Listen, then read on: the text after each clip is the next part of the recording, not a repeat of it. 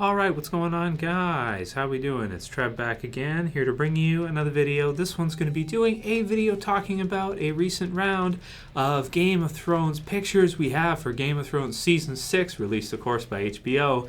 Got a whole bunch of them to go through. Going to be giving you guys my thoughts on each one, doing kind of a breakdown.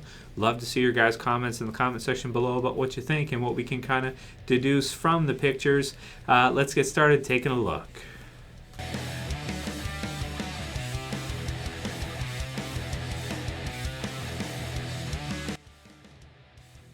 So the first one we have is, of course, Peter Dinklage, my favorite character from the entire series, as Tyrion. Oh man, just love Tyrion so much. A lot of fun. So his story arc for the season should be interesting, and to see what's going to happen with him now that Daenerys is seemingly gone. She's kind of flown off, so to speak, and he's going to be left kind of, I suppose, in charge out of everyone, you know, that's a part of her team or on her side. I think he's probably the smartest of them all. Maybe him, and as well as Lord Varys the Spider, of course. You know, just deciding what they're going to do next. Interesting, without her there. You know, what's going to happen, and I suppose wait for her eventual arrival, but rule while she's gone. So that should be fun. Next, we have Emilia Clarke, who, of course, is going to be returning, playing Daenerys, our Khaleesi. I like the dragon necklace. It's pretty cool. You know, hair's all messed up, of course, because she was last in Season 5, near the finale there, was flying off with Drogon, who came in to save her when the Sons of the Harpy attacked her and her group. And actually got pretty close to killing her at one point. Surviving, she's flown off, and it seems that she has run into a group of Dothraki, who should be fairly acquainted with her, should know who she is. It'll be interesting to see how they kind of respond to her, how they treat her, because of course Khal Drogo is dead, and she's kind of she's not connected with this group so far as we know yet. So it'll be interesting to see if this group is either friend or foe, how they treat her, if they help her kind of return to Meereen, or just what they do, just overall. Tyrion doing what he does best, having a drink while she's gone, probably figuring out what to do next. Meanwhile, at King's Landing, which of course should be really exciting to see as well here, because a lot of things have happened with Jaime as he's left, and Cersei, well, she's stayed. Jaime, of course, going off to get Myrcella, you know, failing miserably. I mean, not only did he fail, he gets her, but of course, as we saw Season 5, spoiler warning if you're not caught up, of course she dies along the way because she's poisoned. And now basically bringing back her body, having to tell Cersei that their daughter is dead. He's more than failed. Cersei's world has just become quite awful this last season, that's for sure. But it should also be fun to see how Jaime reacts to what happened to Cersei. You know, and how they're going to deal with the High Sparrow, and what's going to happen with that. What's Tommen going to do? And oh man, just all these awesome questions. It just gets me so excited for the season. King's Landing, as always, is kind of a focal point for the series, for some of the most interesting story and some of the most exciting things to happen.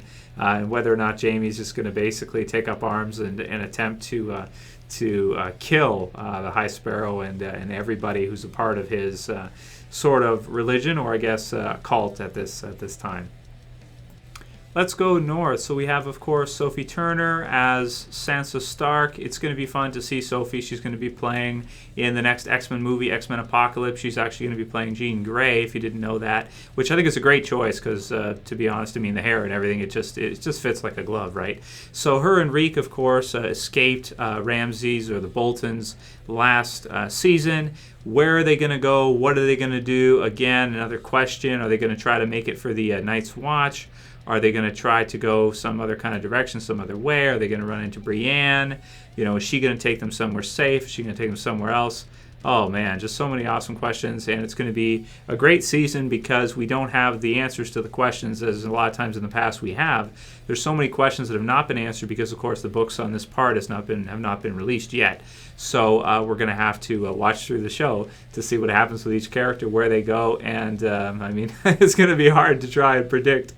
I mean, I could do a predictions, I guess, but oh man, this show is just so many twists and turns and character deaths and all kinds of craziness.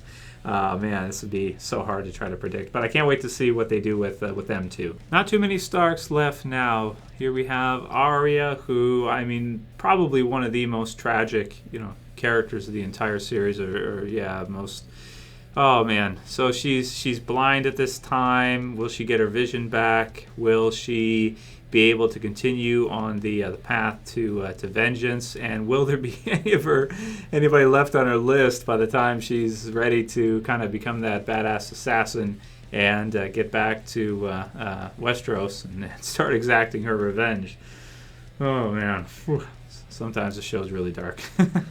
Sir Davos, so what is he going to do now that Stannis has been killed? That is, if Stannis has been killed. Some people think he is still alive and that Brienne actually stops and doesn't actually fully kill him. They didn't show it to us on screen, so it's possible that he is still out there somewhere, but most likely I'd say he's probably dead. So what is Sir Davos going to do? What about when he hears the news of what Stannis did to his daughter? Absolutely horrible. Then, speaking of horrible, Ramsay, the Boltons, of course, who, oh my god, man. I mean, Ramsay, the most evil character in the entire show, I'd have to say for sure. There's really, I don't think you can really question that. I mean, even Joffrey was bad, but thus far, Ramsay seems to be much worse than Joffrey, I would have to say. And I just can't wait to see them get their comeuppance when eventually somebody is able to do it. I was hoping Stannis could, but it seems like now, he's clearly been defeated. So who's going to come up? Who's going to, dethrone the Boltons? Who's it going to be? I just can't wait to see. Sam, who has headed out on his own journey at Jon's request. I'm almost thinking now Jon may have wished that he didn't request him to go and kind of let him go off on his own, because, I mean, the Night's Watch quickly turned on him afterwards. Then we have the Greyjoys, who we haven't seen for quite some time. I mean, aside from Reek, who, well, I guess he's not really a Greyjoy anymore. So I don't even think they were in Season 5 at all, were they? I'm trying to remember, like, if they had any scenes in Season 5 whatsoever. And I almost want to say they didn't, or I don't remember them hardly having any at all. So it'll be cool to see what they're going to do with them this season, if they're going to be worked back into the story, if maybe Reek will seek out their help or something, or go to them, maybe bring Sansa to them. Oh man, so many questions, so awesome. And then finally, let's end it off with this one. We have Melisandre, who, big question for her, is she going to resurrect Jon? That's the popular theory right now, or is she going to kind of head off with Sir Davos, even though they don't really, they don't like each other?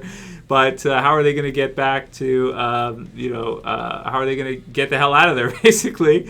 Because you have the Boltons nearby, and I'm not sure if they have any ships. They kind of came in, and it seemed like Stannis went all in, burned the frickin' boats. So we don't know if they're going to have a backup plan or an escape plan. It seems like to me, based on Stannis and who he is, that he only had one direction to go, which was forward, even if that led him, unfortunately, into the ground. So that's it for the different pictures that have been released up to this current point, guys. There was another one that was released earlier. I showed you guys a while ago with Jon Snow with tears of blood, crying blood, which is a pretty brutal picture. So that's all we've got thus far. Can't wait for the trailer to hit. Should be hitting pretty soon, I would think, within the next month or two, of course, because Game of Thrones will be returning fairly soon. Can't wait for Season 6, man. I mean, Game of Thrones, such an incredible show, such an unpredictable, incredible journey to go through the story.